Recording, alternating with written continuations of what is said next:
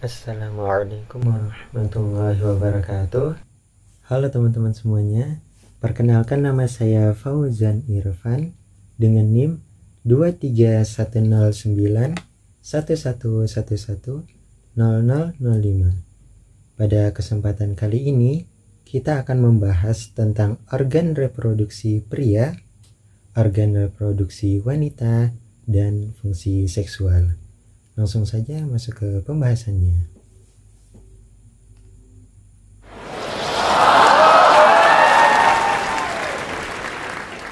Baik, organ reproduksi pria, organ reproduksi wanita, dan fungsi seksual. Kita mulai pembahasannya. Sebelumnya kita harus mengetahui terlebih dahulu apa yang dimaksud dengan organ reproduksi. Jadi, organ reproduksi merupakan organ-organ yang berperan dalam sistem reproduksi dengan tujuan berkembang biak atau memperbanyak keturunan. Tentu proses reproduksi melalui fertilisasi atau pembuahan. Baik.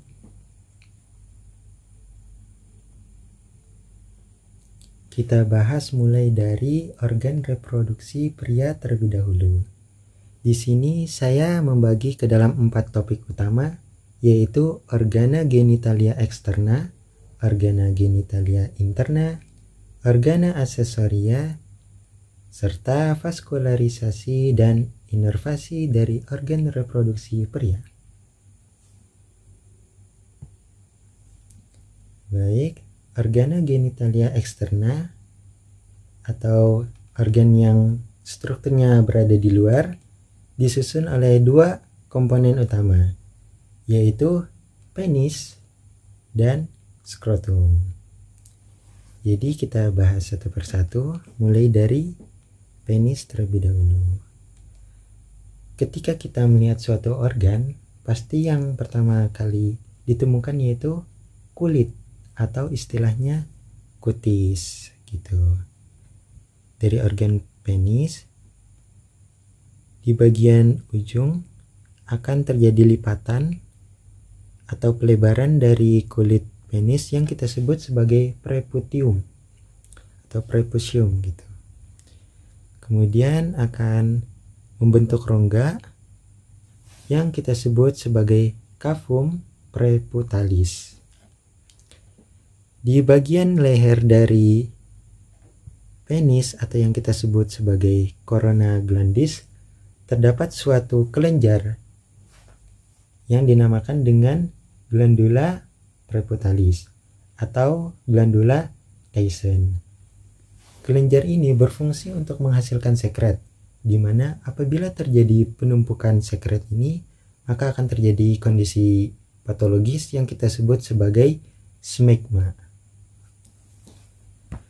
Baik, smegma ini bersifat karsinogenik atau mampu menumbuhkan sel kanker. Apabila lapisan kulit terluar itu kita buka, jadi kita catat dulu. Tadi ini lapisan dari organ penis. Tentu lapisan terluar yaitu dari kutis. Selanjutnya apabila kulit itu kita buka, maka ada struktur yang kita sebut sebagai tunika dartos.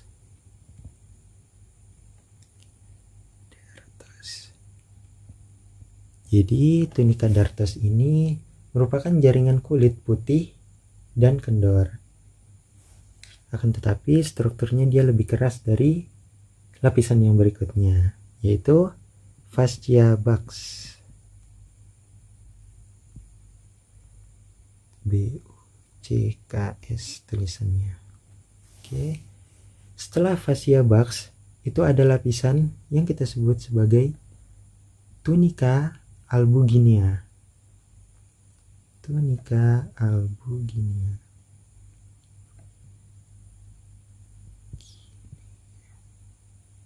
Nanti lapisan fascia buccal dengan tunika albuginea dia bersama-sama bareng tuh melapisi struktur yang namanya corpus cavernosum. Corpus cavernosum. Kemudian tepat di bawah dari corpus cavernosum ada struktur lain yang kita sebut sebagai corpus spongiosum.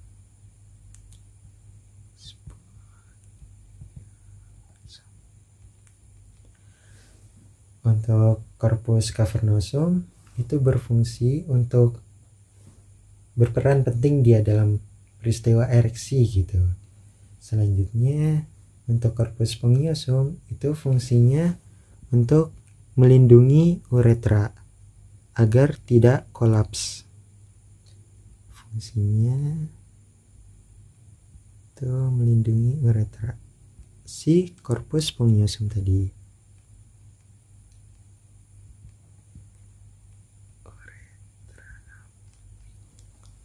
Baik. Jadi untuk gambarannya seperti ini. Dari lapisan yang paling luar itu ada cutis, kemudian ada tunica dartos, lebih dalam lagi ada fascia bax, kemudian dalamnya lagi ada tunica albuginiana, dan yang paling dalam ini ada corpus spongiosum untuk melindungi uretra. Ngomong-ngomong soal uretra, jadi uretra ini terbagi menjadi 3 bagian. Baik, kita tulis dulu. Terbagi menjadi 3 pars gitu. Di antaranya ada uretra pars prostatica,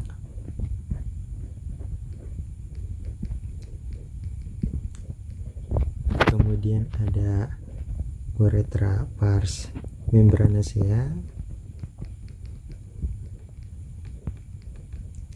dan yang terakhir ada uretra pars spongiosa.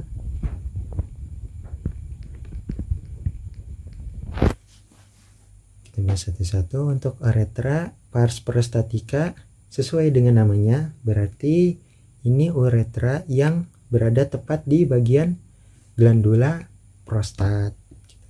Selanjutnya uretra pars membranacea, yaitu uretra yang lokasinya di sekitar membran atau spesifiknya yaitu pada musculus bulbococcygeus. Bulbococcygeus gitu.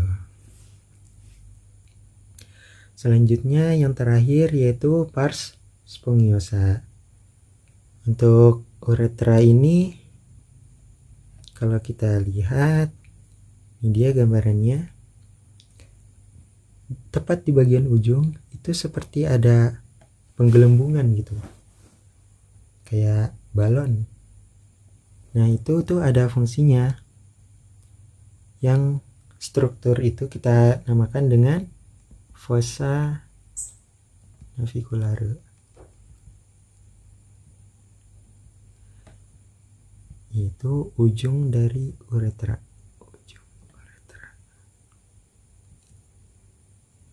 Jadi struktur fossa naviculare ini berfungsi agar ketika kita buang air kecil, urin yang kita keluarkan terproyeksi pada satu titik.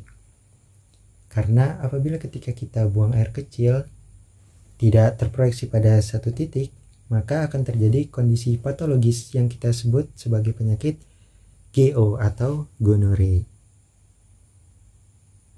Jadi ini kita tulis dulu tadi fungsinya, yaitu memproyeksikan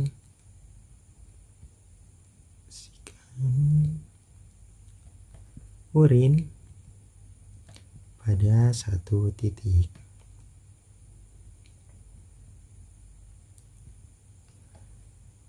Yang mana jika tidak satu titik maka timbullah klinis yang kita sebut sebagai GO atau penyakit gonore. Tulisannya gonorrhea. Nah, penyakit gonore ini disebabkan oleh bakteri. Ada yang masih ingat? Ya, betul sekali, bakteri Neisseria gonorrhoeae, kita tulisannya. EAI. Jadi gejala yang ditimbulkan apabila seseorang mengalami penyakit ini yaitu urinnya menyebar gitu, pecah gitu, nggak satu titik, akan tetapi bisa 2 atau lebih gitu. Baik, itu untuk uretra. Selanjutnya kita bahas organ yang kedua yaitu skrotum. Skrotum ini berfungsi untuk melindungi testis. Dia lapisan terluar gitu. Oke. Kita masuk ke organa genitalia interna. Untuk pria, organa genitalia interna terdiri dari organ testis, kemudian epididymis, ada ductus deferens atau vas deferens, kemudian ada vesicula seminalis, dan ada ductus ejaculatorius. Kita tulis dulu. Tadi yang eksterna itu penis, sekarang interna. Tadi ada testis, kemudian epididymis,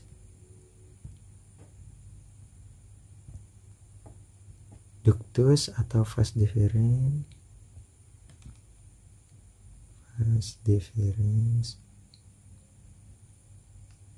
kemudian ada vesicula seminalis,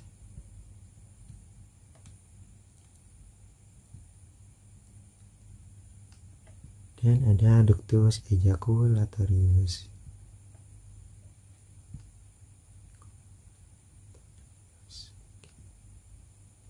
Supaya lebih jelas, bisa kita tambahkan gambarnya terlebih dahulu.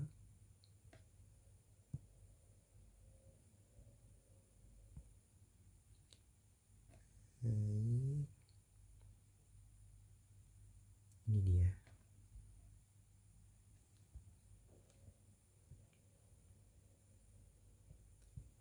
Nah, kita bahas satu persatu. Yang pertama, testis. Pada organ testis terjadi suatu proses yang kita kenal sebagai spermatogenesis atau pembentukan sperma. Spesifiknya terjadi pada tubulus seminiferus convolutus. Kemudian sperma akan diteruskan melalui tubulus rectus masuk ke rete testis. Setelah rete testis, sperma akan diteruskan kembali masuk ke ductus efferens. Selanjutnya sperma akan masuk lagi ke epididymis. Tadi ketika berada di tubulus seminiferus, sperma hanya matang secara morfologi. Akan tetapi ketika masuk ke epididymis, maka akan kembali terjadi pematangan secara fisiologis agar sperma mampu membuahi sel telur gitu. Kita tulis ini perjalanan sperma ya, mulai dari tubulus seminiferus,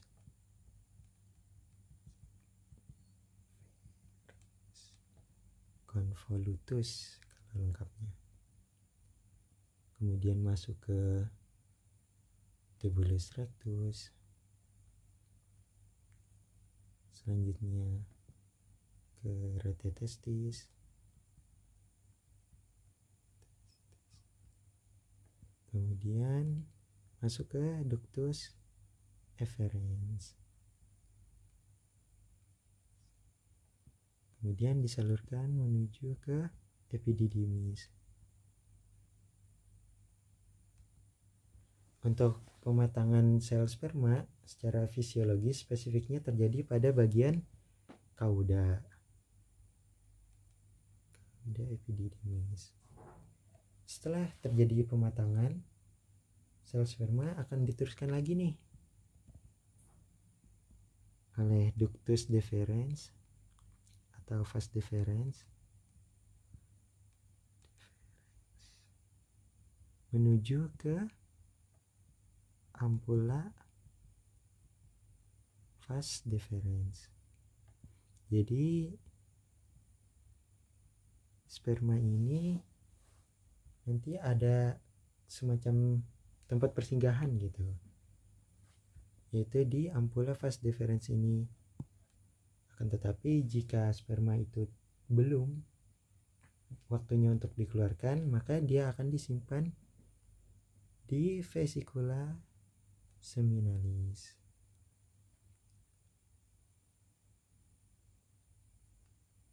Akan tetapi jika sel sperma akan dikeluarkan, maka dia akan disalurkan melalui ductus ejaculatorius.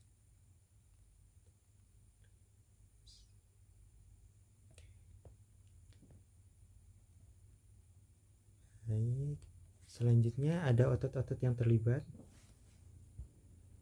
di daerah ini, sekitar ini, yaitu musculus sphincter externa dan interna. Untuk musculus sphincter externa itu berfungsi untuk menahan buang air kecil, sedangkan untuk musculus sphincter yang interna itu berperan agar si sperma ketika dikeluarkan itu tidak kembali atau terjadi peristiwa yang namanya ejakulasi retrograde. Baik. Selanjutnya kita masuk ke aksesori. Organa aksesoria dari pria itu ada 3 kelenjar. Yang pertama ada kelenjar prostat, kedua ada kelenjar bulbouretralis atau yang lebih dikenal dengan kelenjar Cowper, dan satu lagi ada kelenjar Littre. Selanjutnya kita bahas satu persatu. Ini aksesoria.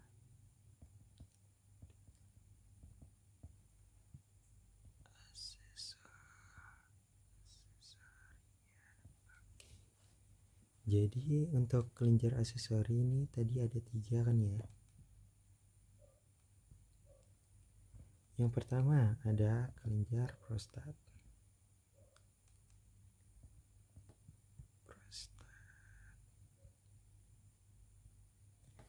Jadi si kelenjar prostat ini berfungsi untuk menghasilkan semen. Jadi fungsinya untuk menghasilkan semen.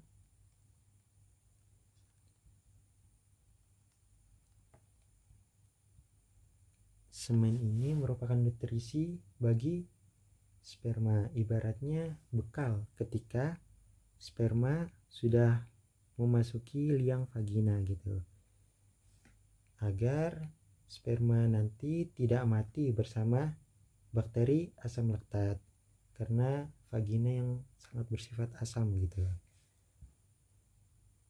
Selanjutnya ada glandula Cowper.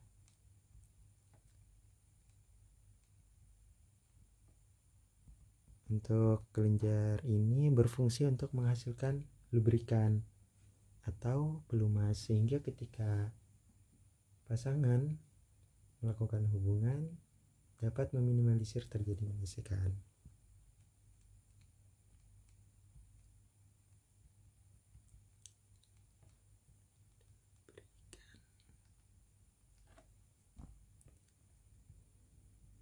Baik, glandula aksesoria sudah.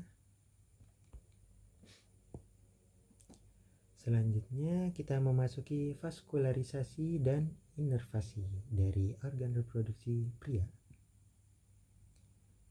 Jadi struktur yang penting diantaranya ada yang pertama vena dorsalis superficialis. Ini vena yang terletak di lapisan luar ini ya. Kemudian ada arteri dorsalis penis. Di sebelahnya ada nervus dorsalis penis. Kemudian ini yang terletak di dalam corpus cavernosum itu kita sebut sebagai arteri profunda penis.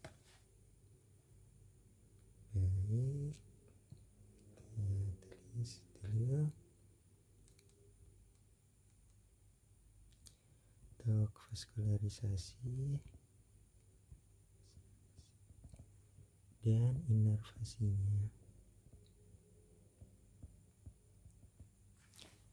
Yang pertama ada vena dorsalis superficialis.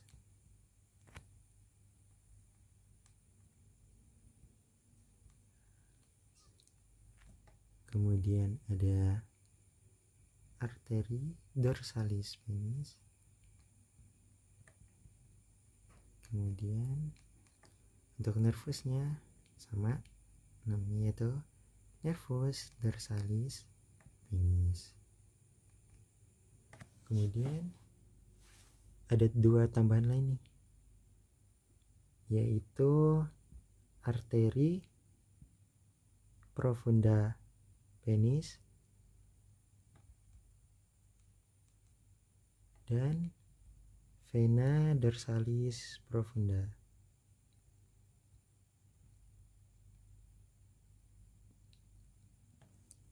Jadi kita tambahkan dulu gambarnya.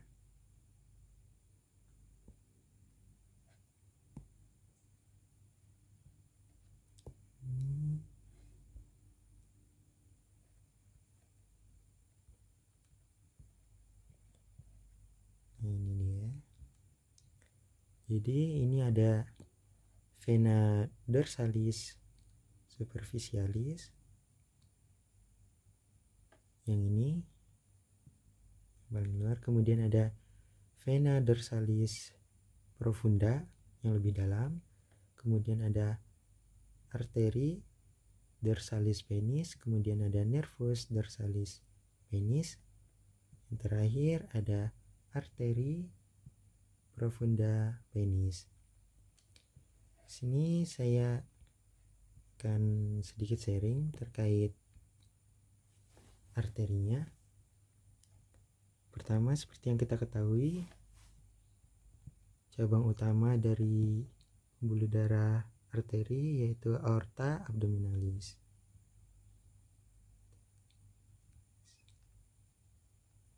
Kemudian dari aorta abdominalis kita akan bercabang dari arteri iliaca communis, akan bercabang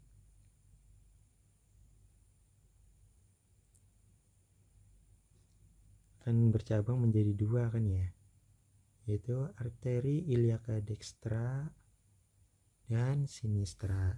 Setelah itu arteri iliaca dextra dan sinistra tadi akan bercabang lagi menjadi arteri iliaca eksterna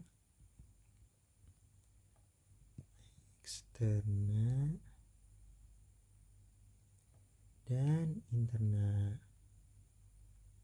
Oke, kalau arteri iliaca eksterna itu nanti akan dibahas pada kesempatan yang lain. Di sini kita bahas arteri iliaca interna, yang mana dia terbagi menjadi dua bagian lagi, yaitu ada truncus anterior dan truncus posterior. Anterior dan ada truncus posterior. Kemudian dari truncus anterior maka ada struktur lain yang kita sebut sebagai arteri gluteus inferior.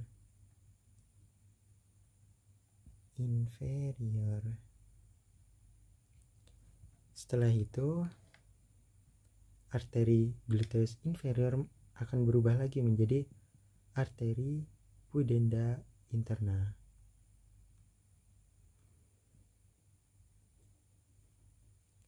Nah, si arteri pudenda interna ini kalau pada laki-laki memiliki cabang yaitu tadi arteri profunda penis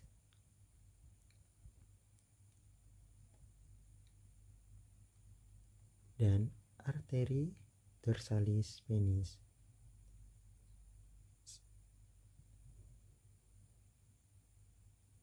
Yang mana kalau arteri profunda penis ini juga terlibat dalam peristiwa ereksi, yang mana dia akan mengalami vasodilatasi atau pembesaran gitu.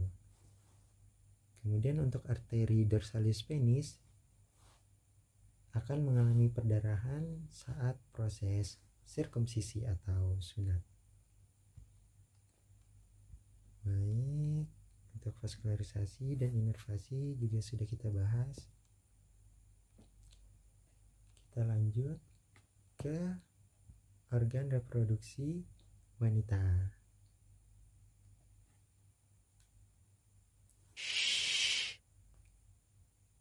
Boleh tarik nafas dulu. Tenang teman-teman.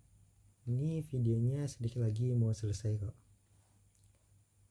Baik. Untuk organ reproduksi wanita, saya juga membaginya ke dalam 4 topik. Di antaranya ada organa genitalia externa, organa genitalia interna, glandula mamaria, dan plasenta.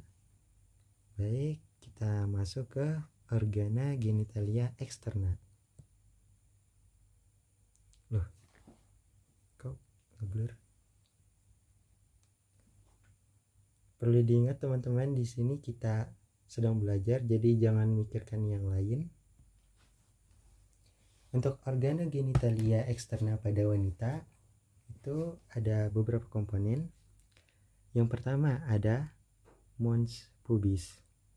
Strukturnya itu berupa tonjolan karena berasal dari kata mons atau gunung. Selanjutnya ada klitoris. Untuk klitoris itu dia homogen kayak penis, akan tetapi strukturnya itu lebih kecil dari penis. Selanjutnya ada labium majus yang tersusun kiri dan kanan. Selanjutnya ada labium minus, yang mana di antara labium minus ini ada struktur lagi yang kita sebut sebagai vestibulum vaginae. Oke, organa genitalia externa juga sudah. Selanjutnya kita membahas organa genitalia interna. Ini dia. Untuk organa genitalia interna tersusun oleh ovarium, kemudian ada tuba uterina, uterus, dan vagina. Sambil kita catat dulu. Tadi organa genitalia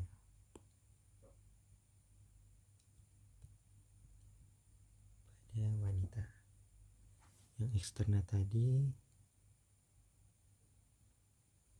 itu ada 5, kemudian yang interna ini ada 4.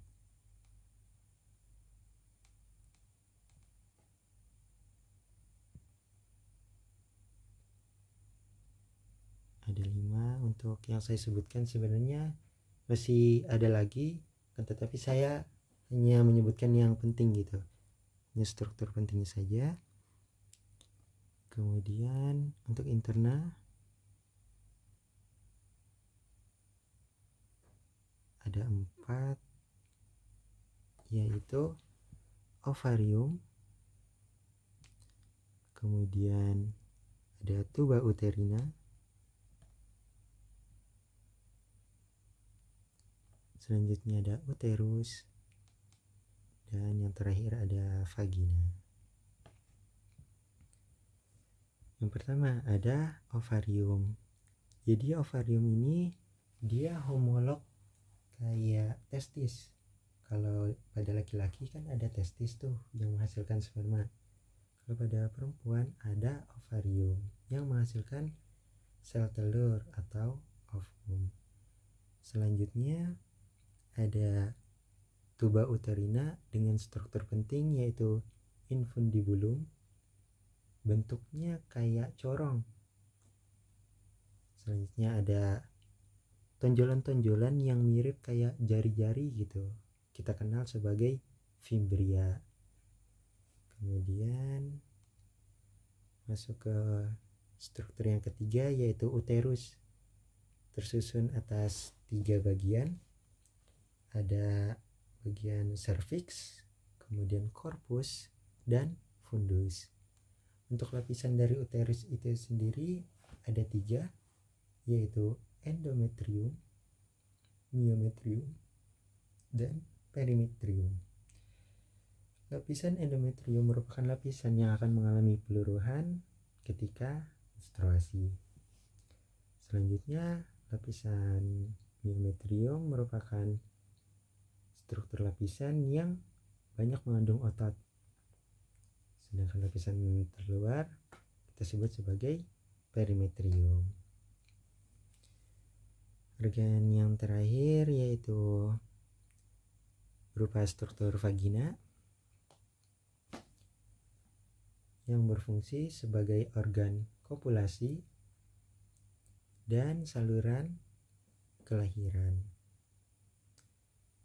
Baik, untuk organ genitalia interna juga sudah. Lanjut ke glandula mamaria. Untuk glandula mamaria ini dia tidak akan berkembang sebelum masa pubertas. Jadi biasanya sekitar umur 12 tahun baru berkembang. Untuk struktur utama yang akan saya tunjukkan, yang pertama ada papilla mamae atau puting susu. Kemudian ada struktur menyerupai lingkaran gitu, bagian eksterna, yang kita sebut sebagai areola mamae. Untuk glandula mamaria itu tersusun oleh 2 jaringan. Yang pertama ada jaringan granular dan ada jaringan fibroadiposa. Sedikit lagi.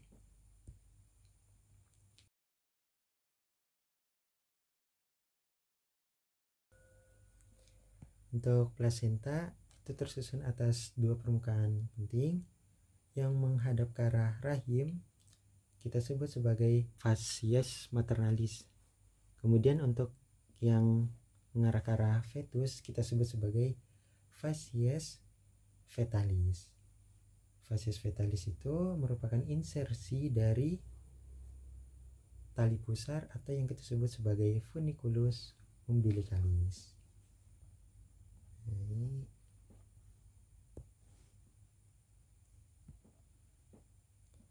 Next. Oke, kita masuk ke fungsi seksual. Fungsi seksual merupakan kemampuan seseorang untuk merasakan kenikmatan seksual. Hal ini berkaitan dengan hasrat, gairah, lubrikasi, orgasme, kepuasan, dan rasa nyeri. Untuk peristiwa yang berkaitan dengan fungsi seksual yaitu ada yang namanya sexual arousal atau suatu gairah yang dirasakan oleh seorang laki-laki akibat mencium bau-bauan dari lawan jenis. Dengan demikian, tidak disarankan bagi kaum wanita menggunakan parfum yang menyengat, khususnya ketika ada laki-laki di tempat tersebut. Oke, next.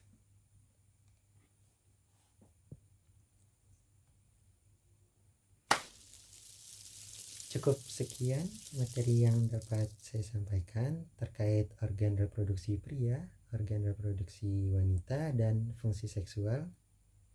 Jika terdapat kesalahan kata maupun tingkah laku mohon dimaafkan. Terima kasih atas perhatiannya.